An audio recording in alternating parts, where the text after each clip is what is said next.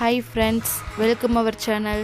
இன்னைக்கு நம்ம சேனல்ல வெள்ளச்சோளத்தை வச்சு எப்படி இட்லி தோசைக்கு மாவு அரைக்கிறதுன்னு பார்த்துடலாம் வாங்க. ஃபர்ஸ்ட் 3 கப் வெள்ளச்சோளம் எடுத்துக்கணும்.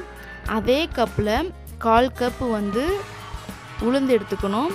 1 ஸ்பூன் வெந்தயம் எடுத்துக்கணும். அதை 3 மணி நேரம் ஊற வச்சு மிக்ஸியில் நம்ம அரைச்சு அதை அரைச்ச மாவோட கொஞ்சோண்டு உப்பு சேர்த்து 6 மணி நேரம் அப்படியே விட்டுட்டோம்னா மாவு புளிச்சிரும். புளிச்சொருப்பாடு நம்ம இட்லி தோசைக்கு எப்படி நம்ம அஸ் யூஸ்வல் ஊற்றுவோமோ அதே மாதிரி நீங்கள் தோசை இட்லி ஊற்றுனீங்கன்னா சூப்பரான சோள மாவு தோசை ரெடி ஆயிரும். நீங்களும் உங்கள் வீட்டில் ட்ரை பண்ணி பார்த்துட்டு கமெண்ட் பாக்ஸில் எப்படி வந்துச்சுன்னு கமெண்ட் பண்ணுங்கள். பாய்.